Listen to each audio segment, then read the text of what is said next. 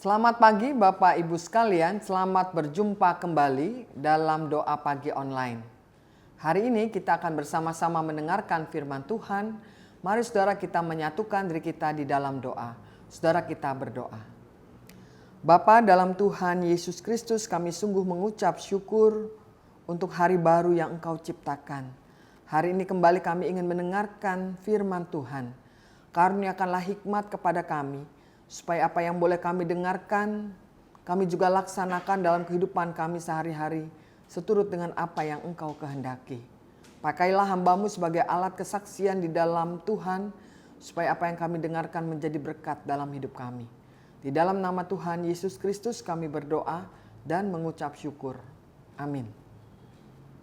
Saudara, hari ini kita akan bersama-sama mendengarkan firman Tuhan yang terdapat di dalam kitab 1 Korintus pasal ke-7 ayat 10 sampai 16. Yang menyatakan demikian saudara. Kepada orang-orang yang telah kawin, aku tidak, bukan aku tetapi Tuhan, perintahkan supaya seorang istri jangan bercerai dari suaminya. Jikalau ia bercerai, ia harus tetap hidup tanpa suami atau berdamai dengan suaminya. Dan seorang suami janganlah menceraikan istrinya. Kepada orang-orang lain aku bukan Tuhan. Katakan, kalau ada seorang saudara beristrikan seorang yang tidak beriman, dan perempuan itu mau hidup bersama dia, janganlah saudara itu menceraikan dia. Kalau ada seorang istri bersuamikan seorang yang tidak beriman, dan laki-laki itu mau hidup bersama dia, janganlah ia menceraikan laki-laki itu. Karena suami yang tidak beriman itu dikuduskan oleh istrinya, dan istri yang tidak beriman itu dikuduskan oleh suaminya. Andai kata tidak demikian, tentu anak-anakmu adalah anak cemar. Tetapi sekarang mereka adalah anak-anak kudus. Namun kalau orang yang tidak beriman itu mau bercerai, biarlah ia bercerai. Dalam hal yang demikian, saudara, itu tidak terikat. Namun Allah memanggil kamu untuk hidup dalam damai sejahtera. Sebab bagaimana engkau mengetahui, hai istri, apakah engkau akan menyelamatkan suamimu? Atau bagaimanakah engkau mengetahui, hai suami, apakah engkau akan menyelamatkan istrimu? Saudara, sampai demikian pembacaan kita. Tentu yang berbahagia adalah kita yang mendengarkan firman Tuhan serta memeliharanya. Saudara, hari ini kita akan bicara soal komitmen dan kasih dalam pernikahan. Saudara, bicara tentang pernikahan, saya ingin bertanya untuk kita sekalian. Apakah saudara dan juga tentunya saya mensyukuri hidup pernikahan dengan pasangan kita? Saya akan beri waktu 1 menit untuk merenungkan. Apakah kita mensyukuri hidup pernikahan kita dengan pasangan kita? Saudara, tentu menjawab hal ini bukanlah hal yang mudah. Karena tidak setiap pernikahan, setiap kehidupan rumah tangga itu berjalan secara lancar, berjalan secara mulus. Banyak juga rumah tangga atau pernikahan yang mengandung luka-luka pernikahan, ataupun juga trauma-trauma di dalam pernikahan. Apalagi kalau luka atau traumanya itu begitu dalam, maka waktu yang dibutuhkan itu untuk penyembuhan, pemulihan sangat panjang. Namun saudara, sebagai pasangan-pasangan Kristen yang sudah menyatakan janji pernikahan kita di hadapan Tuhan, maka kita harus belajar bagaimana kita senantiasa menyegarkan kembali pemahaman kita tentang pernikahan. Sebab kita akan mengingat kembali janji kita dahulu ketika kita datang ke dalam sebuah ibadah pernikahan dan saudara diteguhkan atau diberkati pernikahannya. Pada saat itulah seorang pendeta akan mengatakan apa yang sudah dipersatukan Allah tidak boleh diceraikan manusia. Nah, oleh karena itulah mari saudara kita kembali belajar dari firman Tuhan, apa sih yang seharusnya kita lakukan dalam hidup pernikahan kita. Untuk itu kita melihat bahwa pernikahan itu adalah sebuah anugerah. Anugerah dari Allah. Kenapa saudara pernikahan itu adalah anugerah dari Allah? Karena Tuhan sendirilah yang merancangkan, mengkonsepkan hidup pernikahan. Seperti kita membaca di dalam kitab Kejadian, bagaimana Adam dipertemukan dengan Hawa sebagai pasangan yang sepadan, artinya pasangan yang hidup dalam saling melengkapi satu dengan yang lainnya. Kehidupan pernikahan itulah yang mengajarkan kepada kita sekalian bagaimana kita harus berkomitmen. Seperti yang Paulus katakan bahwa ketika seseorang mengambil keputusan dalam pernikahan, itu berarti orang itu harus sungguh-sungguh berkomitmen di dalam pernikahannya. Seperti yang dikatakannya di dalam 1 Korintus 7 ayat 10, kepada orang-orang yang telah kawin, aku tidak, bukan aku, tetapi Tuhan perintahkan supaya seorang istri jangan bercerai dari suaminya. Penegasan Rasul Paulus ini agak unik di sini. Kenapa? Karena pertama dia mengatakan aku, tapi kemudian bukan aku tetapi Tuhan. Berarti ini sebuah penegasan bahwa sesungguhnya perintah untuk berkomitmen, saling mencintai, mengasihi, dan mempertahankan pernikahan sampai maut memisahkan itu adalah betul-betul perintah Tuhan. Bukan perintah manusia seperti Paulus. Nah, untuk itulah pernikahan perlu dipahami sebagai sebuah ikatan yang tidak boleh mudah terputus.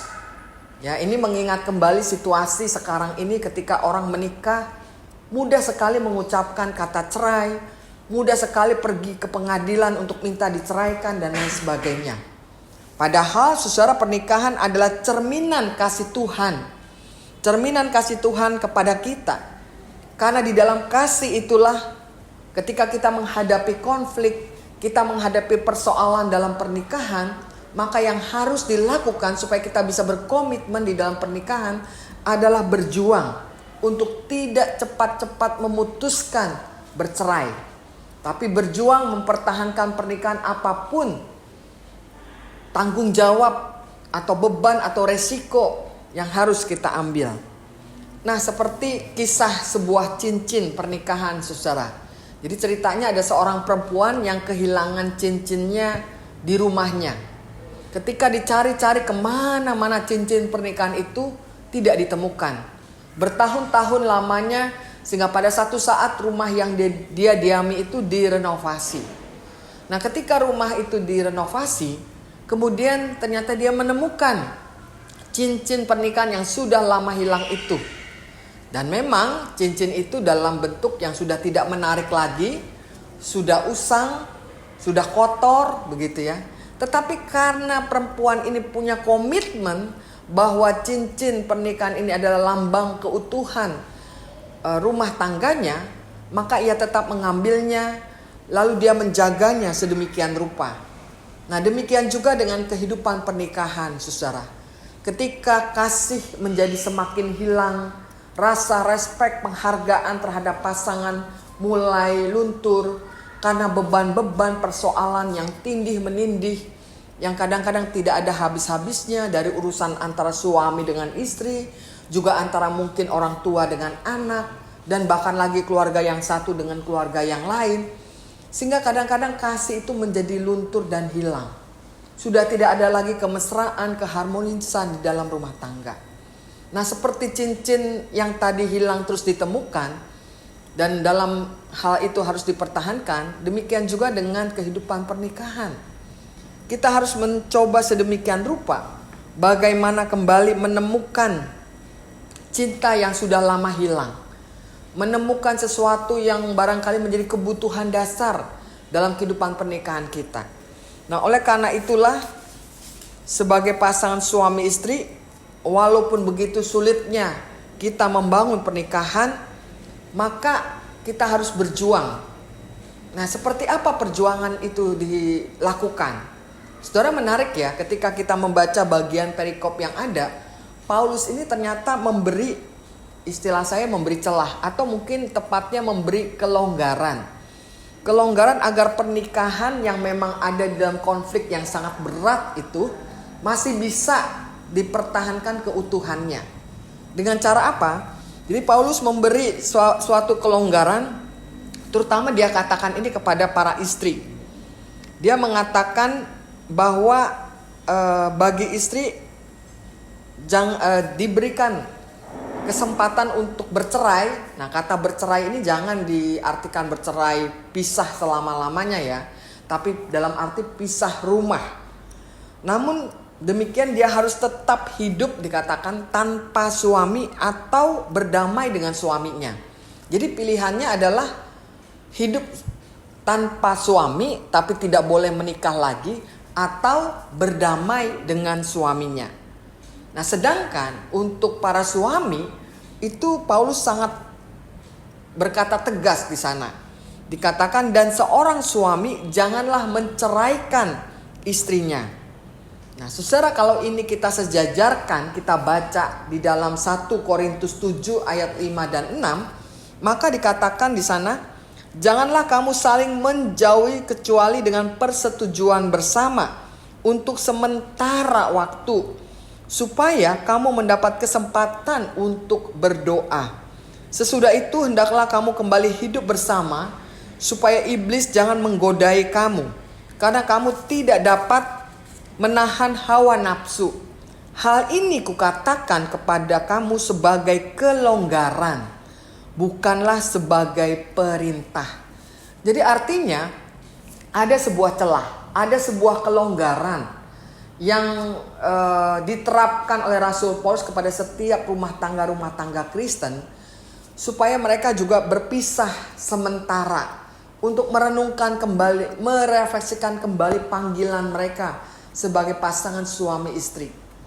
Ketika mereka sudah sama-sama berdoa, memohon pertolongan Tuhan, maka kita yakin bahwa ada mujizat Tuhan untuk memulihkan kembali hubungan mereka.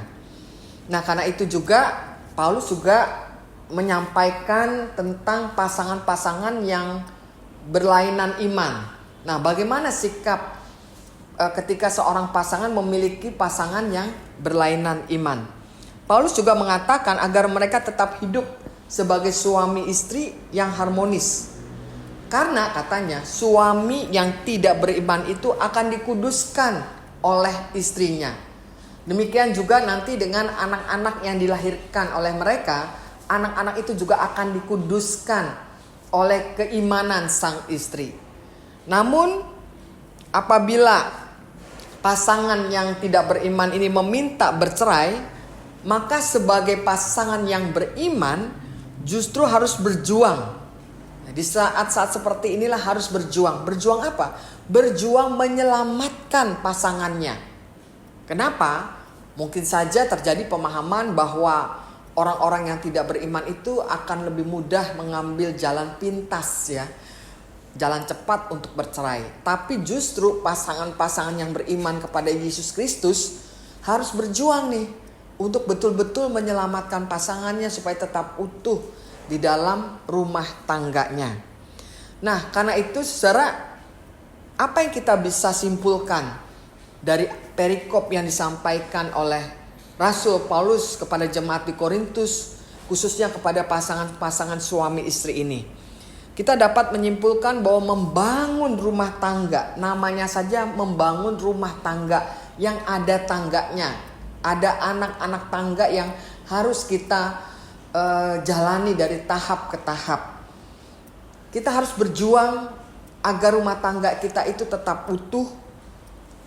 Maka itu kalau rumah tangganya ingin utuh, tidak mungkin rumah tangga yang utuh itu dilaksanakan dengan santai ya, dengan tidak ada perjuangan apapun.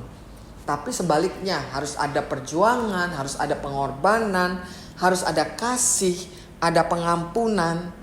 Dan terutama ini yang tidak boleh tidak ada, harus ada dalam setiap rumah tangga, adalah bagaimana rumah tangga ini selalu bersedia dipimpin oleh Tuhan. Karena di dalam Mazmur 127 ayat 1a dikatakan, Jikalau bukan Tuhan yang membangun rumah, sia-sialah jerih payah orang yang membangunnya. Artinya apa, saudara-saudara? Perjuangan kita untuk membangun rumah tangga yang utuh tidak akan mungkin bisa dilakukan dengan kekuatan kita atau kekuatan kita sebagai pasangan. Tetapi hanya menyerahkan atau berserah kepada Tuhanlah yang menuntun kita sehingga kita boleh menemukan hikmat yang terbaik. Sehingga rumah tangga kita bisa berjalan dengan harmonis dan utuh sesuai dengan perintah Tuhan. Amin. Saudara, mari kita berdoa. Bapa dalam Tuhan Yesus Kristus, terima kasih untuk firman Tuhan yang kembali boleh meneguhkan kami, terutama kami sebagai pasangan-pasangan suami istri, yang kami tahu bahwa ketika Tuhan menempatkan kami dengan pasangan kami, itu adalah hadiah yang paling terbaik dari apa yang kami jalani dalam hidup ini. Kami sadar ya Tuhan bahwa dalam hidup berumah tangga bukanlah sesuatu yang mudah untuk dijalani. Kadangkala kami harus menghadapi luka pernikahan ataupun juga trauma-trauma dalam pernikahan. Tapi biarlah firman Tuhan dalam hikmatnya menuntun kami, membantu kami, menolong kami, menemukan kembali cinta kami yang mungkin sudah usang karena segala persoalan-persoalan yang tindih menindih di dalam hidup rumah tangga. Kami seringkali mengalami kehilangan hubungan yang harmonis ya Tuhan. Ketika begitu banyak konflik terjadi, seringkali pernikahan hanya berisi permusuhan yang tidak ada habis-habisnya, saling melukai dan menjatuhkan. Tuhan ampunilah kami. Tuhan tolonglah kami. Tuhan bangkitkan kembali hubungan rumah tangga kami yang sudah lama menjauh, yang sudah lama tidak lagi menemukan cinta, kasih di dalamnya. Kami percaya Tuhan, Engkau menyatukan kami dengan rancangan damai sejahtera. Oleh karena itu ya Tuhan, biarlah setiap pasangan suami istri, bila mereka menemukan konflik, tidak menjadi gengsi, tidak menjadi satu sikap yang tidak mau merendahkan hati mereka untuk saling bicara, berdialog di dalam kasih. Biarlah kami melepaskan ego kami masing-masing, tapi mau berbicara di dalam segala kelemahan dan keterbatasan kami, mengakui kekurangan-kekurangan kami untuk memahami pasangan kami. Oleh karena itu, biarlah Roh Kudus Tuhan menuntun kami dan memampukan kami di dalam kami berkomunikasi, di dalam kami membangun kasih, sehingga hubungan-hubungan kami menjadi baik kembali. Dan juga berkati anak-anak kami yang sudah dilahirkan dari pernikahan kami. Biarlah anak-anak ini juga tumbuh menjadi anak-anak yang bisa melihat dan mencontoh kehidupan papa mamanya atau orang tuanya, yang bisa membangun kasih di antara mereka dan juga membangun kasih dengan anak-anak mereka. Kami percaya Tuhan juga akan memampukan setiap orang tua untuk mendidik, membesarkan anak-anak mereka di dalam kasih, sehingga anak-anak ini juga mendapatkan contoh dan teladan yang baik melalui orang tua mereka. Tuhan, kami juga berdoa biarlah pernikahan-pernikahan yang sudah boleh dibangun dengan harmonis, dengan baik, dapat terus dilanjutkan sehingga mereka semakin mempunyai hubungan yang utuh sebagai pasangan suami istri, sampai pada akhirnya hanya mautlah yang memisahkan mereka. Terima kasih Tuhan atas kesempatan kami boleh menaikkan doa-doa kami ini. Doa ini hanya kami naikkan di dalam nama Tuhan Yesus Kristus. Amin.